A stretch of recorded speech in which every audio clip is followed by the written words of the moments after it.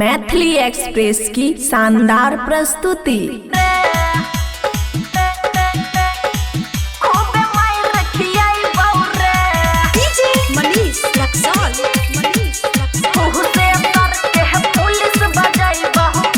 खुशी recording studio बलुआहा।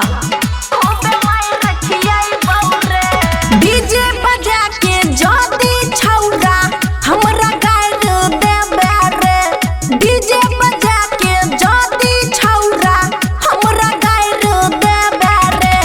दरभंगा के police बजेबौ खूबे मार खियाइबौ रे।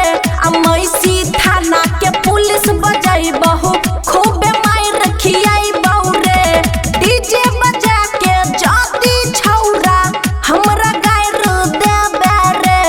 डीजे बजा के जोदी छौरा हमरा गाड़ देबे रे।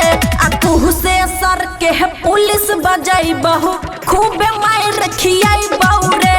आ बेहनीपुर के पुलिस बजाइबहु खूबे मार खियाइबौ रे।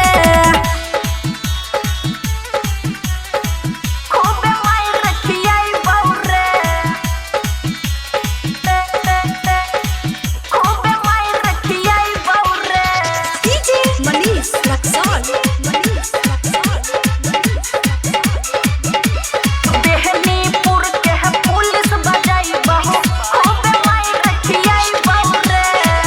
गाँव में ढिंढोरा पिट के करबी बदनाम रे।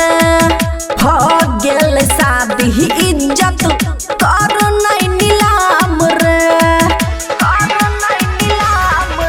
रे गाँव में ढिंढोरा पिट के करबी बदनाम रे। हो गेल शादी इज्जत कर नहीं नीलाम रे। लागे छी हमर भेल शादी के बिगाड़ देबही रे। लागे छी हमर भेल शादी के बिगाड़ देबही रे। आ सहदर थाना के पुलिस बजेबहु खूबे मार खियाइबौ रे। आ मैसी थाना के पुलिस बजेबहु खूबे मार खियाइबौ रे।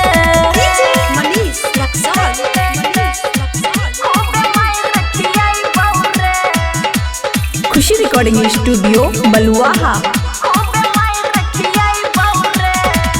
बबुआ राहुल सुन ले बात दिल खोल के। ससुरा से फोन करबो साई से झूठ बोल के। बबुआ राहुल सुन ले बात दिल खोल के। ससुरा से फोन करबो साई से झूठ बोल के। ओ मनवा की साजल से नूर लागल सायर देबही रे। ओ मनवा की साजल से नूर लागल सायर देबही रे। खगड़िया के पुलिस बजेबहु खूबे मार खियाइबौ रे। आ सुपौल के पुलिस बजेबहु खूबे मार खियाइबौ रे। डीजे बजा के जोदी छौरा हमरा गाड़ देबे रे। डीजे बजा के जोदी छौरा हमरा गाड़ देबे रे। आ तुहु से सर के पुलिस बजाइबहु खूबे मार खियाइबौ रे। आ बेहनीपुर के पुलिस बजाइबहु खूबे मार खियाइबौ रे। खुशी रिकॉर्डिंग स्टूडियो बलुआहा।